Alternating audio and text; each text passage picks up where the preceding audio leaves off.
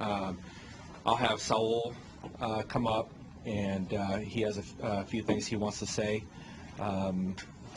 And then at that point, he may answer a few questions, and then when he's done, I'll have a little bit more information before we wrap up. So,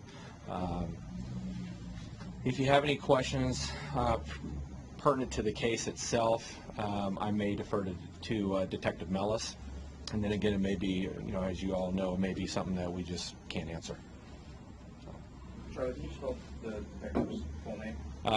Mike Mellis, M-E-L-L-I-S. Thank you.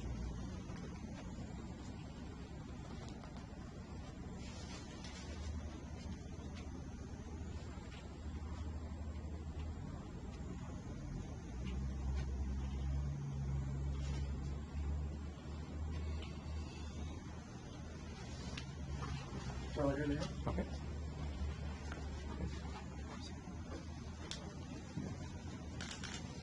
Okay, are y'all ready? Okay. Well, good morning, and thank you for coming. We've called this press conference today to talk about the homicide that occurred in White Center on November 27th at approximately 2:15 a.m. The basic facts of the case: we had two young men. They're two victims. They're brothers in their early 20s. They're very close together in age and very close like best friends. We have one young man here, Saul Delfin Rodriguez, and the victim that was killed that night is his 22-year-old brother, Michael Delfin Rodriguez. They're White Center locals who just happened to be out in the early morning hours. One was riding a bike and one was on a skateboard. At that point, about 2:15, they were confronted by two individuals, two black male juveniles, who had accused the two brothers of being involved in gang activity or being in a gang. The brothers denied this and began to walk away from these two individuals. At this point, there was no argument, there were no threats, there was no fight, there was nothing significant in the encounter other than these two individuals accusing the brothers of being in a gang. At some point, at least one suspect pulled out a handgun. We don't know at this point if more than one gun was used, but several shots were fired at the two brothers as they walked away from this encounter, striking Michael in the back and killing him. You need to understand that Saul watched his brother die. This was completely unprovoked.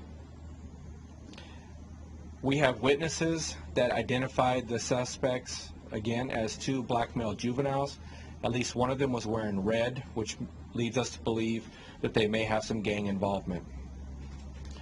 The suspects fled on foot and may have gotten into a light-colored, small or mid-size sedan-type car. I want to emphasize that the brothers do not have any gang affiliation. The brothers are not involved in any gang activity.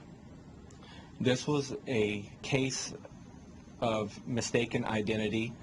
It appears that the two individuals, the two suspects, were amateur gangsters just looking to encounter rival gang members, to ambush them in a cowardly way, and by shooting at these individuals as they walked away and hitting one of them in the back. That's about as cowardly as you can get.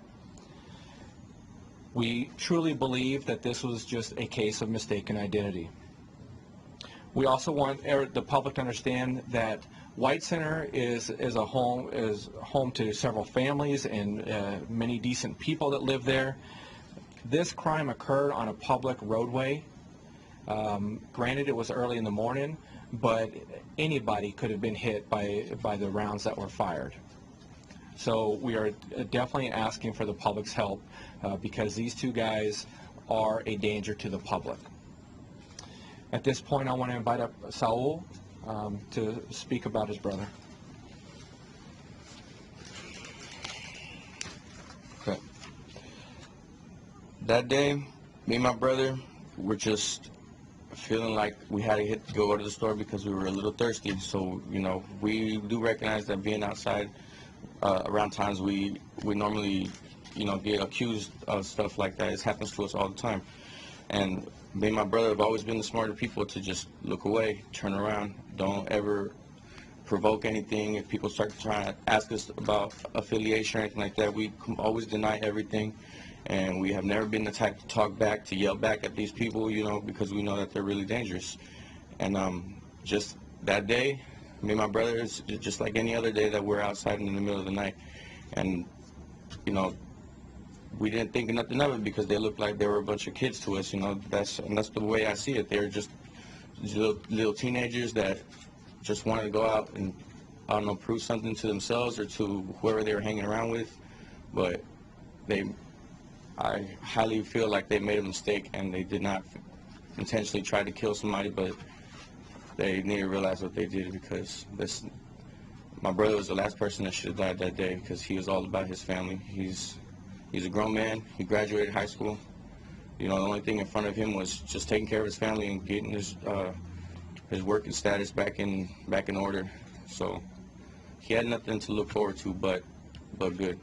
Like there was nothing bad in his life, and it was just a little too soon that everything happened.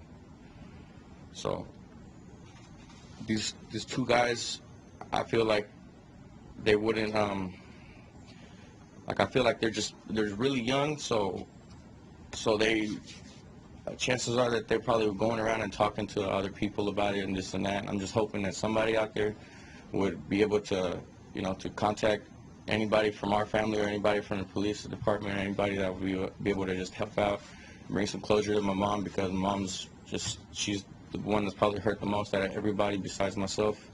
And well, my entire family's hurt by this because he's the main connection in our family, you know. And as you can see, it's only me and my other brother standing, and that's not right because it was three of us, and it's been three of us our whole lives.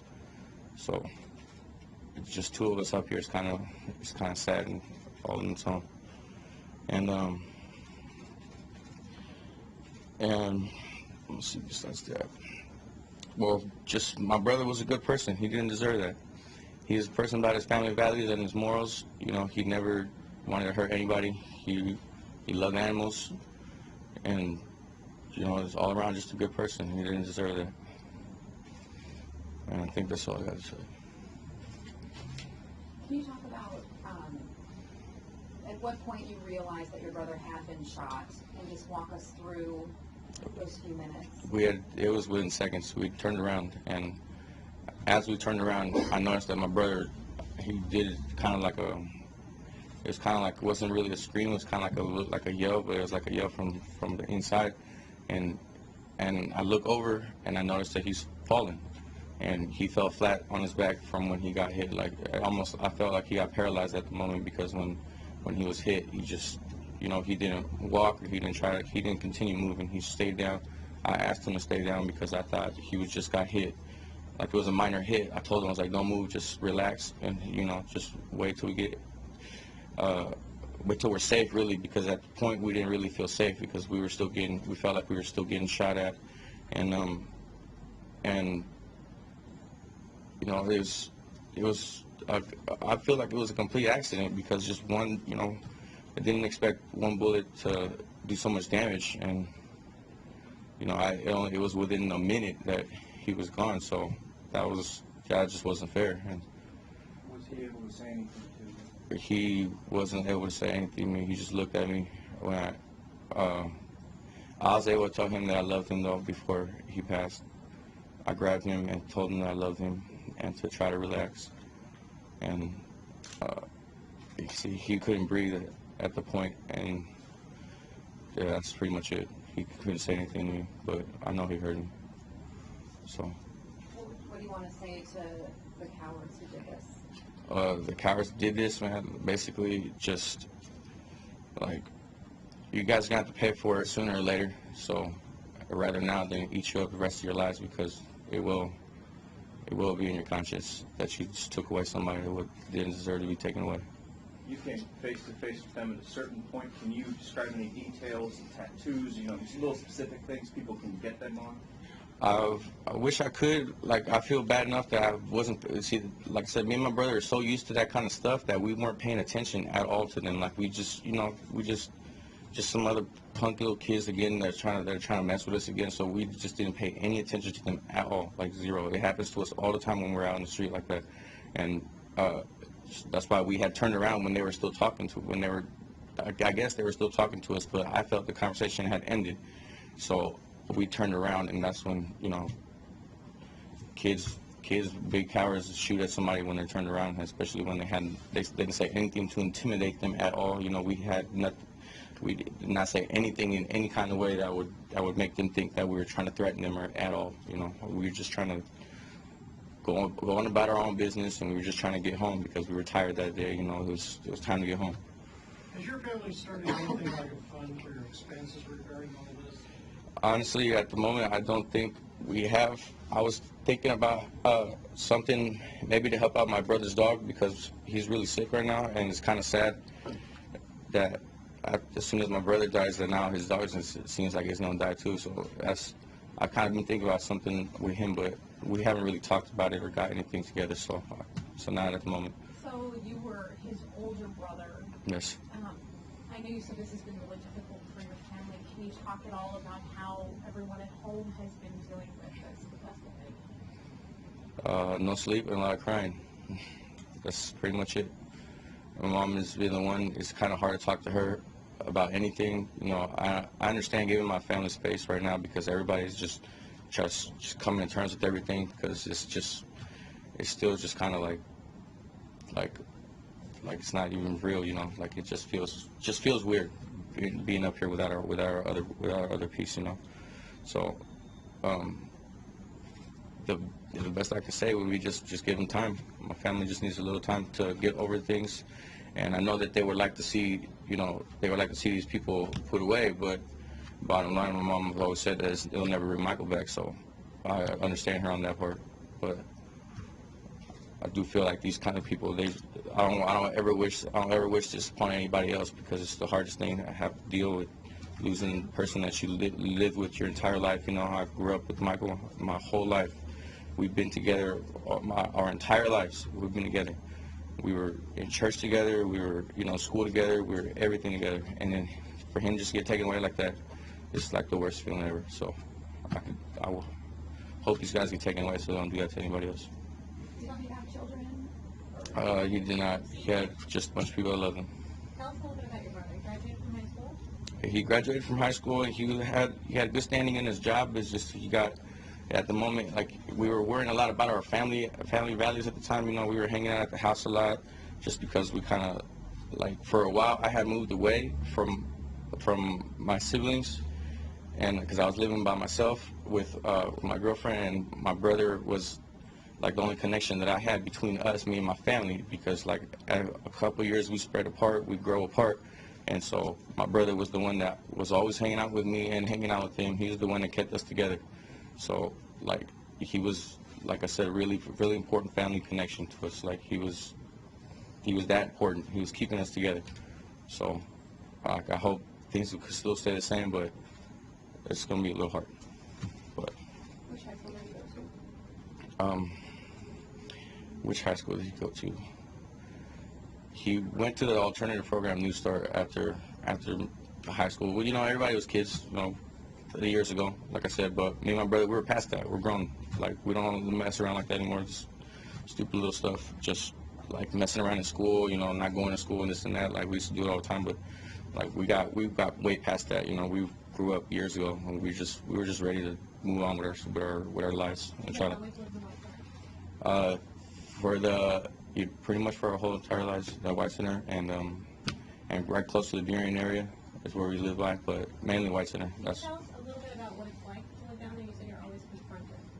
Well, at nighttime, like, it's a good place. There are a lot of good people out, but usually you always have those few people that are out, like if they drive by in their car yelling something, or things like that. Like for some reason, me and my brother were always seen like as just because I guess the way we dressed, that we were seen like we wanted to be affiliated like that. But it's just the way that me and my brother grew up. It's just how we knew how to. It's just how we are, and really it doesn't happen like every single night that we go out, but it has happened to us before on many occasions, and every other time all we do is ignore them and they go away. Besides animals, what were some other things that your brother was passionate about? His family, really. Like I said, it's nothing mattered to him more than his family. Like that's all he took care of his family. That's what mattered. And like I said, he took care of me, and he took care of me my whole life. Like right now, I don't know how I'm gonna rely on my other brother right here, but but Michael was protecting me as much as I protected him our whole lives. So he was really about his family, and that's what mattered. See, there's a picture of him when he graduated, which is a really good moment in my family's life because they didn't believe we could. And then right here, he's at the first communion with my little sister when she turned 15, and that was recently this year too. And as you can see, he's a grown man. He's not a little kid. What did he do for a job? He was worked at St. Vincent de Paul.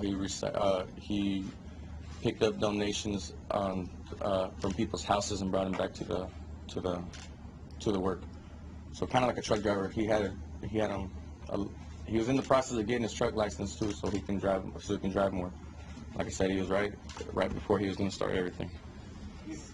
So at this point, I mean, all we have really is one of them was wearing red sweatshirt, wearing red, and then a light-colored sedan. Yeah. Is there anything else you know as far as were they tall, short, anything else they were wearing? Just that they looked really young. That's the best I can say, because like we didn't think nothing of it. It was completely random, and I feel like it was a mistake on their part too. I know they're gonna feel remorseful sooner or later, so I'm hoping that they'll come to their senses. Do you mean like super young, 12, 13, 14, or a little bit older than that? A little older than 12 or 13. 12 or 13 is a little too young, but they were, they're definitely not of age yet. Like I doubt they were anything over like 18 years old. They're really young. You can always tell when they're young, just by how their voice projects and everything. So. What did they say to you? They were just pretty much just asked us, what area we're from, or they asked us, dumb questions that we get asked all the time. And like I said, we didn't intimidate them at all. We told them we don't mess around with any of that. We told them we're not part of no gang or nothing like that. And just the conversation was really short. How It was fast did it go from them talking to you to the identifier? within a minute. It was right away. Like I said, because me and my brother, we were tired. We wanted to go home. Like we didn't pay attention to them. So as soon as they asked us the one or two questions, if we were part of some gang or whatever, we told them no. And then we just turned around and started walking, and it's when they fired at us. You say an encounter like this happens quite a bit, and you're not surprised by it. Yeah. What typically happens? What typically is exchanged? Obviously not gunfire. What is exchanged between you and other people? The same questions. Are you guys part of a gang or anything like that? And we always give them the same answer. No, we're never part of a gang. We've never affiliated with gangs. Like it's not us. We've always took pride in ourselves that we were a little smarter than that, and we didn't get sucked into all that mess. But it's the same question every single time. Hey, what gang are you from? What gang this and that? And that's. Did they step back when you mentioned that? They stopped as soon as we turned around. We turned around and they had stopped, and they almost seems like they could have came closer, I guess, but they didn't. They wanted to keep their distance. So you thought that It's any other just any other day, it's happened to us plenty of times before. It's just that day, just for some reason we had really bad luck. Deputy Akers, I assume that there's no surveillance video of the incident. At this point, I'm not aware of any surveillance video, but it's not to say that there's nothing out there. The detectives will continue working this case, and they will continue asking neighbors if there is any surveillance footage review it. If you think you see something on there, let us know. And this is definitely an ongoing investigation. Do you have any lead on which specific gang these two individuals belong to? Not at this point, no. To address your video question, we find it more and more as the years go by, especially the last couple of years moving forward. We are constantly looking at residential cameras nowadays. It's not just the businesses, it's just not the traffic cameras. We constantly are out looking for the home security system from Costco that everybody seems to be buying. Every neighborhood has them, so well. I think we're good. Can you leave the pictures just on the table so we can Yeah, sure. maybe get a couple?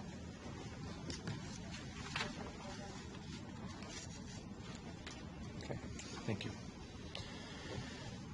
Well, as you can imagine, the grief of this family, it's been extremely a difficult time for them.